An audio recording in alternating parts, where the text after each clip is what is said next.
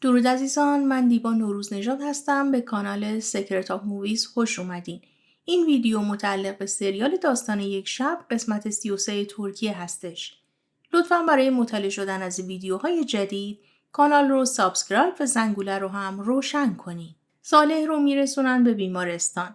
یه نفر عکس صالح رو از روی تابلو برمیداره. اوزان سر پدرش داد و بیداد میکنه که مگه من تنها پسر تنیت نیستم؟ چطور با هم این کارو کردی؟ منو فروختی و از پشت بهم خنجر زدی. تاوان این کارت رو ازت پس میگیرم. جانفزا و کورشاد میان دیدن ماهر توی بیمارستان. آفت داره سر ثریا غر میزنه که اگر برای ماهر اتفاقی میافتاد چی؟ من بهتون هشدار دادم، شماها گوش نکردین. اونا محمد رو هم کشتن. اون وقت تو باهاشون 2 روز قبل رفته بودی پیکنیک، کباب خوردی. جانفزا از پدرش میپرسه چطور اوزانو فروختی؟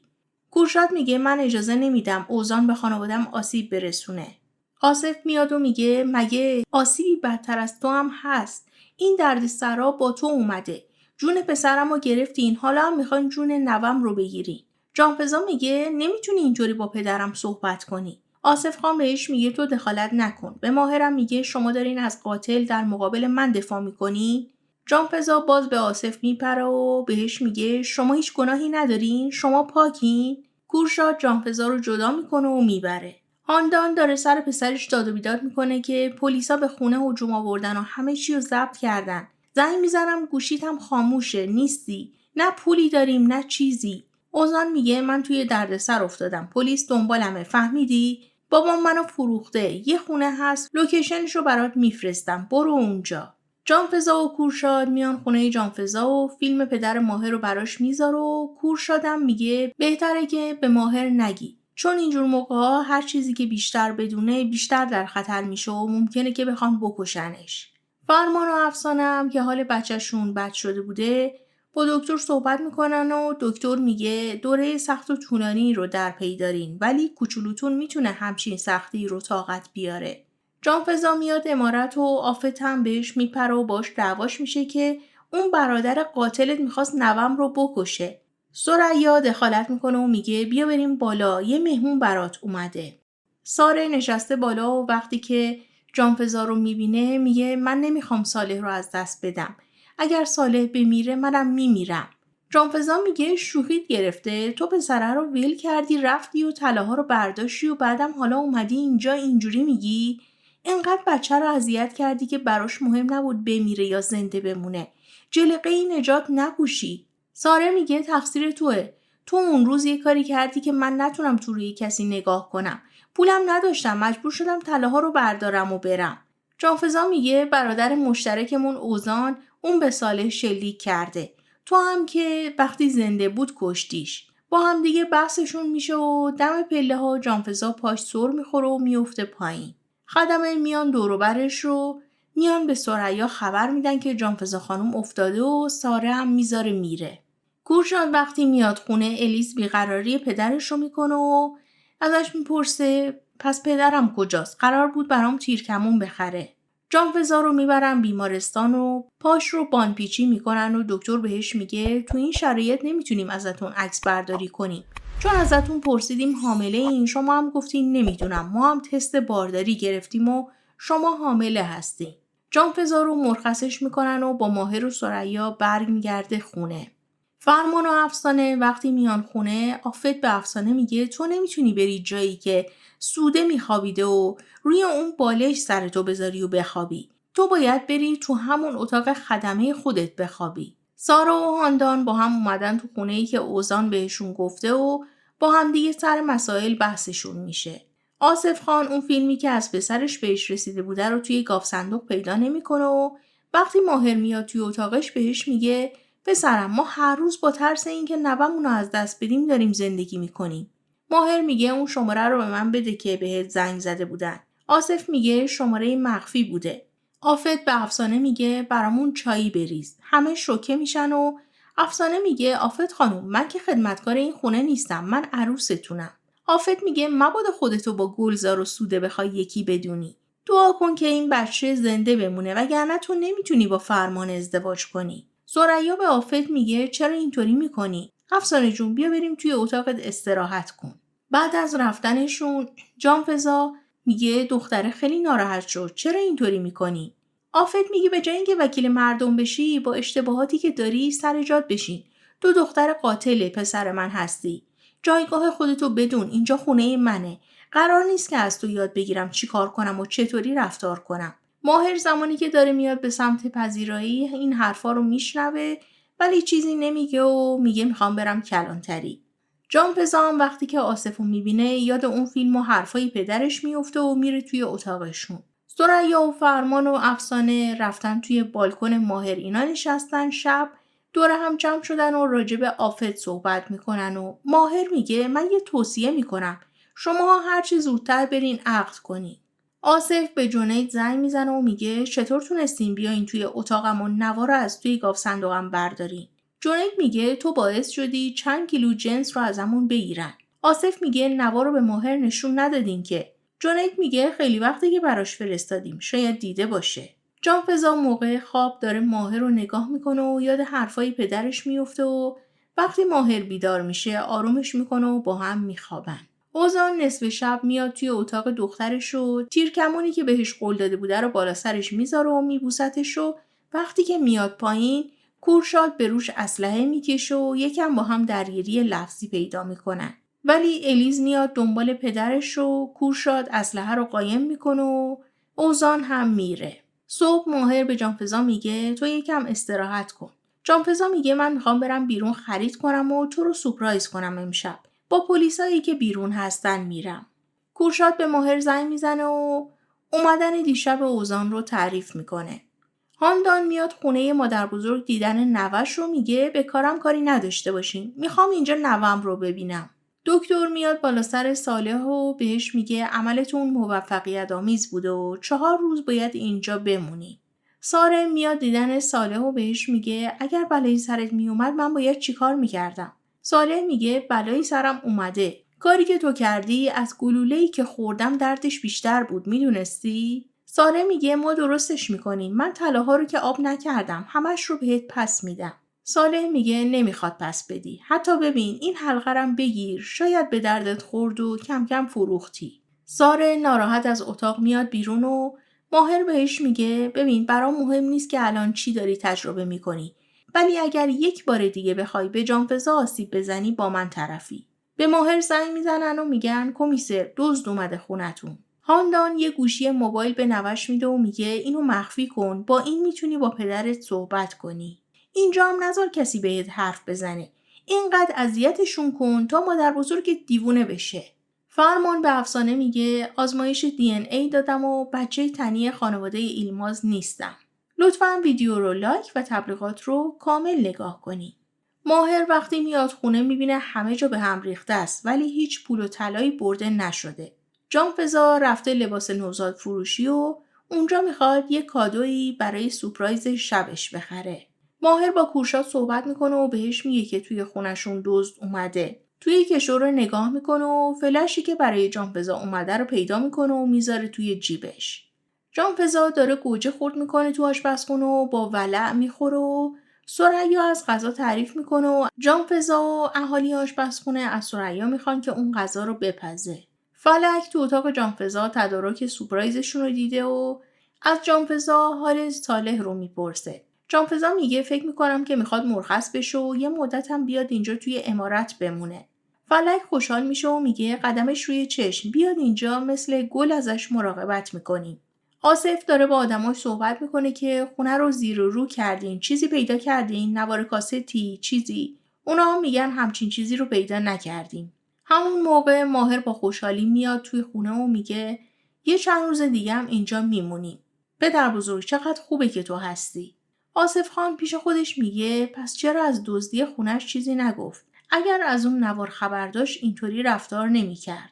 کورشاد به وکیلش زنگ میزنه و میخواد که اسم ساره رو از توی شناسنامه‌اش بیاره بیرون و اونم بهش میگه وقتی که میخواستین اسمو بذارین راحت بود ولی الان باید آزمایش DNA بدین. ساره برگشته خونه و با مادرش ناراحتی میکنه که وضعیتمو نمیبینی همه چیمو از دست دادم. هاندان میگه دخترم مثل من قوی باش. توی کاباره به من میگفتن ققنوس یعنی که از خاک خودم بلند میشم. ماهر میاد توی اتاقشون و جانفضا هم گوشی رو میذاره که ازشون فیلم بگیره. وقتی که ماهر در ظرف رو بلند میکنه و کفشای بچگونه رو میبینه، با ناباوری متوجه میشه که جانفضا حامله است و بغلش میکنه و میبوستش. صبح آفت تنها میشینه سر میز صبحونه و متوجه میشه که همه رفتن بیرون. ماهر و جانفضا رفتن سونوگرافی و ثریا و فرمانم با افسانه رفتن لباس عروس بخرن. مسعوده داره اتاق ماهر و جانفضا رو جمع و جور میکنه و پیکنیکی که دیشب برای بیبرقی برده بودن و با خودش نمیبره و میگه بی خیال، میگم داداش خورشید برداره. از بیمارستان به فرمان زنگ میزنن، میگن تنفس آفت گل خوب شده و به شیر نیاز داره. ماهر و جانفضا وقتی برمیگردن جلوی عمارت، ماهر به جانفضا میگه ببین خونه رو به نامت کردم. دیگه این خونه مال توئه. حتی سعی کردن که موهات رو بکشن و از خونه بیرونت کنن. هر چیزی که مال منه مال تو هم هست. میرن داخل و همه که توی حیاط جمع شدن جریان خونه رو میگن و ثریا خیلی خوشحال میشه و آفت از ناراحتی قش میکنه. گلزار وقتی میره بچه رو صدا کنه میبینه که الیز داره با پدرش صحبت میکنه و میگه من نمیخوام با مرد عصبانی بمونم. اوزان بهش میگه بهت قول میدم که میام میبرمت و همه چیز تموم میشه. صالح رو از بیمارستان مرخص کردن و فرمان به ماهر میگه من براتون یه سورپرایزی دارم. کلید خونه رم از جانفضا گرفتم. امشب جشن خداحافظی با مجردی میگیریم. ثریا داره فشار آفتو میگیره و آفت بهش میگه این دختره نوامو جادو کرده. همتون رو جادو کرده. وقتی جانفضا و افسانه رو شیک و پیک میبینه میگه کجا دارین میرین که انقدر شیک کردین؟ ثریا میگه خب گفتیم دخترونه شام بخوریم.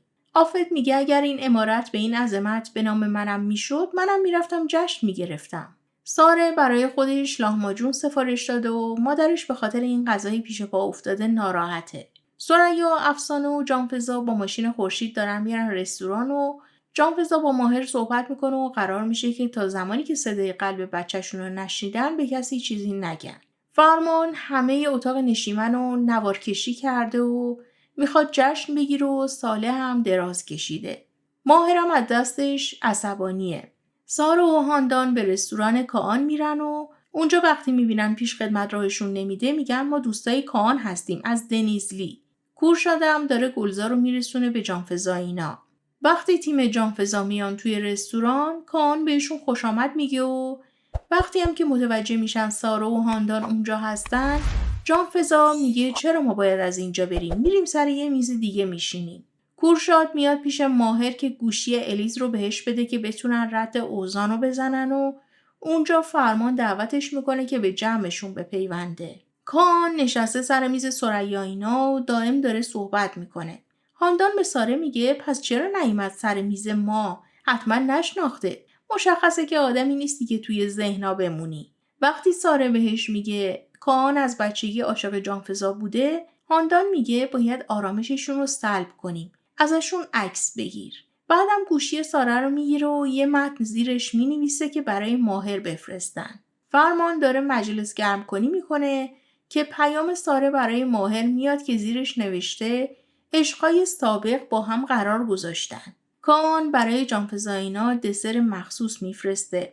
ماهر زنگ میزنه که بگه ساره چی کار کرده؟ همون موقع زنگ درشون زده میشه و یه سری دختر رقاص میان و ماهر در رو میبنده و فرمان دوباره در رو باز میکنه و جانفضا صدای دخترها رو میشنوه و شک میکنه. ماهر و فرمان با هم دعواشون میشه سر اومدن دخترها و فرمان میگه اینا گروه حنابندون هستن. خیلی خوش میگذره. جانفضا میاد به بقیه میگه بلند شین. یه سری دختر تو خونه هستن. باید حمله کنیم. وقتی دارن از کنار میز ساره رد میشن، ساره میگه جانفضا چی شده؟ مشکلی هست؟ جانفضا یه کشیده میخوابونه توی گوش ساره و بهش میگه ببین ساره آخرین باری که دارم بهت هشدار میدم به خودت بیا. فرمان رفته رو میز و داره میرقصه و دخترای رقاص هم دور و برش. تیم جانفضا اینا میرسن و وارد خونه میشن و این صحنه رو میبینن. افسانه میره یه چک میزنه تو صورت فرمان و جانفضا هم دخترها رو از خونه بیرون میکنه. سارا و هاندان وقتی میان خونه ساره از سیلی خوردنش ابراز ناراحتی میکنه و میگه البته جانفضا همیشه همینطوری بوده، دختر کورشاد دیگه. هاندان میگه تو هم دختر کورشاد شدی. به زودی وارثش میشی. دیگه نه کورشاد زنده میمونه نه جانفضا. ماهر دنبال اون فرش میگرده که توی جیب لباسش بود ولی پیدا نمیکنه شلوارشو. از کلانتری بهش زنگ میزنن و میگن گفته بودین که گوشی آصف ایلمازو چک کنیم. یه شماره 2 بار بهش زنگ زده که متعلق به جنید لقمانه. مظنون رو بازداشت کردیم، الان توی کلانتریه. فلک فلش رو پیدا میکنه و میاره به مسعوده نشون میده و میگه اینو از کدوم لباسا درآوردی؟ مسعوده هم یادش نمیاد. خانواده کورشاد دارن برای عروسی فرمان و افسانه آماده میشن و افسانه هم توی لباس عروس داره به سمت دادگاه میره. فاطمه میاد پیش آفت و میگه بیچاره شدم، شرف مرد و نوه خواهرش هم از دادگاه حکم تدبیر گرفته تا اینکه من نتونم اموالش رو بگیرم. منم جایی رو نداشتم و اومدم اینجا. وقتی که آفت بهش میگه نمیتونی اینجا بمونی، اول با این ترفند که به فرمان میگم من مادرشم تهدیدش میکنه و وقتی که میبینه فرمان میدونه به آفت میگه تنها رازمون که این نیست. این فیلم رو به همه‌شون نشون میدم. اگر میخوای همه ببینن که تو سوده رو کشتی و انداختی توی دریا، منو بیرون کن. جانفزا حرفاشون رو میشنوه و دستش میخوره به یه چیزی و میشکنه. آفت و فاطمه میان ببینن که کی حرفاشون رو شنیده، میبینن جانفزا داره از پله‌ها میره بالا. وقتی جانفزا میاد توی اتاقشون میگه من چرا همش باید این حرفا رو بشنوم؟ حالش بد میشه و قش میکنه.